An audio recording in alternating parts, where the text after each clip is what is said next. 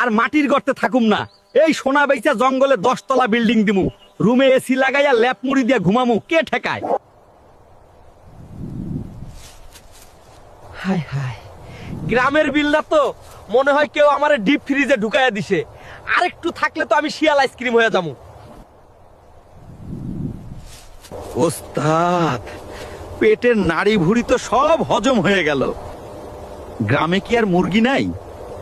কাল রাতে গেরস্তর বাড়ি গেলাম, দেখি মুরগির খোয়ারে 3 তালা। আরে রাখ তোর মুরগি, এখনকার মানুষ খুব শেয়ানা হয়ে গেছে। আগে মুরগি থাকতো উঠানে, এখন মুরগি রাখে লেপ তোষকের নিচে। ফ্রিজে মুরগি, খাটের নিচে মুরগি, শুধু আমাদের কপালেই ছাই। তাহলে কি না খেয়েই মরবো ওস্তাদ? এই শীতে তো শরীর চলে না, যা চলে তাও আবার থর থরাইয়া কাঁপে। আরে না, আমার কাছে একখান বড় লোকি প্ল্যান আছে। খবর পাইছি তালতলার জঙ্গলে গাব্বু দানব একটা সিন্দুক নিয়ে বসে আছে। সিন্দুক আনতে পারলে আর মুরগি চুরি করা লাগবে না, সোজা কেএফসি কিনে খাবো। কেএফসি? ওস্তাদ চলেন জলদি, এমন 2-1টা দানব আমার কাছে কিছুই না।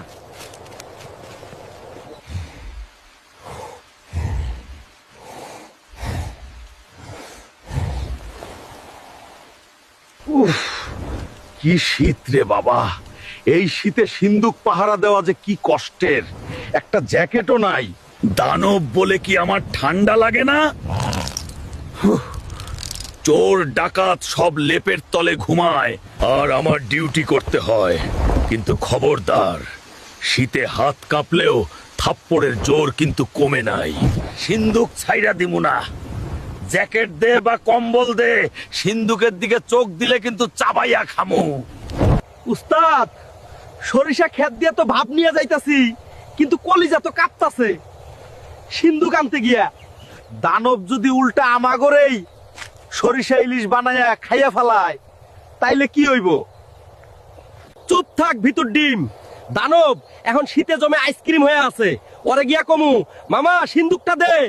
তোরে একখান জাদুর কম্বল দিমু, দেখিস শীতে আরামের লোভে ও সিন্দুক ছাইরা দিব, আর আমরা দৌড় দিমু। বন্য প্রাণীদের জীবনে বেঁচে থাকাটাই এক বড় চ্যালেঞ্জ। কিন্তু আজ এই 2 শিয়াল নেমেছে এক অসম্ভব মিশনে। তাদের গন্তব্য দানবের ডেরা। গহীন এবং রহস্যজনক জঙ্গলের বুক চিরে তারা এগিয়ে যাচ্ছে বিপদসীমার দিকে। সিন্দুক চুরির এই পরিকল্পনা কি সফল হবে, নাকি জঙ্গলের গভীরে তাদের জন্য অপেক্ষা করছে কোনো বড় ট্র্যাপ?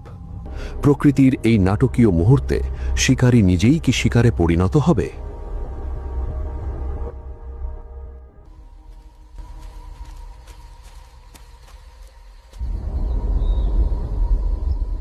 ওস্তাদ, দানব তো সিন্দুকের ওপর এমন ভাবে বসে আছে যেন ডিম পারবে। সরাবো কেমনে? আরে দেখ না কি করি।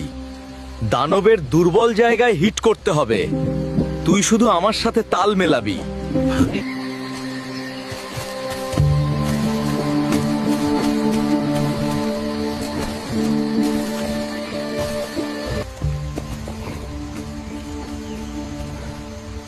এই যে ভাই, আপনি এখানে একা বসে বসে এখন কি করছেন? আপনার নাম কি গাব্বু নাকি অন্য কিছু? আমিই গাব্বু দানব। কিন্তু তোরা এখানে হঠাৎ কোত্থেকে আসলি? আর তোরা কি আসলেই পিচ্চি শিয়াল নাকি রে? আরে ভাই, আমরা তো ইউনিয়ন পরিষদের লোক, একদম আসল ভলান্টিয়ার।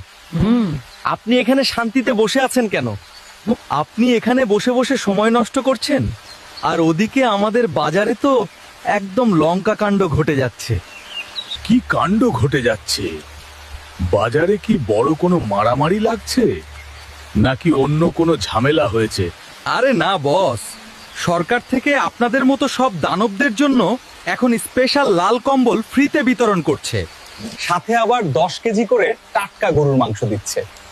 বাজারে এখন সেটা নেওয়ার জন্য বিশাল লম্বা লাইন লেগে গেছে। কি বললি রে ভাই? লাল কম্বল আর সাথে আবার টাটকা গরুর মাংসও দিচ্ছে? কই দিচ্ছে শুনি? জলদি বল, কই দিচ্ছে? ওই তো আমাদের উত্তর পাড়ার বটতলায় দিচ্ছে। কিন্তু একটা বড় সমস্যা আছে বস। চেয়ারম্যান সাহেব একটা কড়া কথা বলেছে। যাদের কাছে অনেক ধন সম্পদ বা সিন্দুক আছে তারা তো বড় লোক, তাই তাদের কোনোভাবেই এই লাল কম্বল দেওয়া হবে না। হায় হায়, তাহলে তো এই সিন্দুক সাথে করে নিয়ে কোনোভাবে যাওয়া যাবে না। এটা দেখলেই তো সবাই আমাকে ওখান থেকে খেদিয়ে দেবে।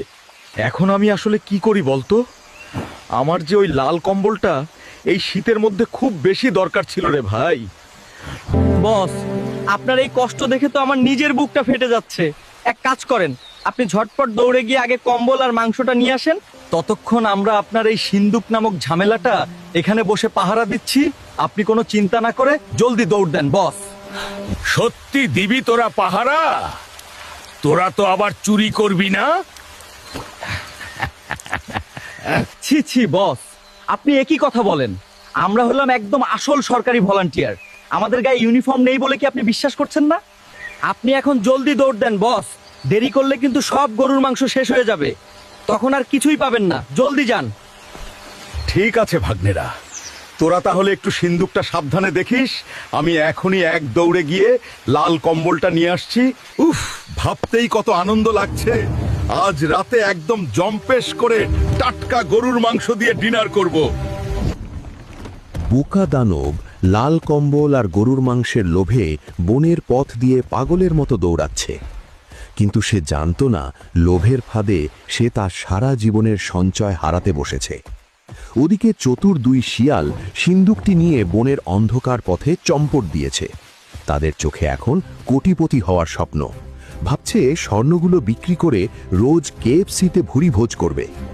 কিন্তু প্রশ্ন হলো, আসলেই কি তারা এই সম্পদ ভোগ করতে পারবে, নাকি দানব যখন তার ভুল বুঝতে পেরে ফিরে আসবে তখন বনের শান্ত পরিবেশ এক ভয়ানক রণক্ষেত্রে পরিণত হবে? শিয়ালদের এই দুঃসাহস কি তাদের বড়লোক বানাবে, নাকি ডেকে আনবে চরম বিপদ?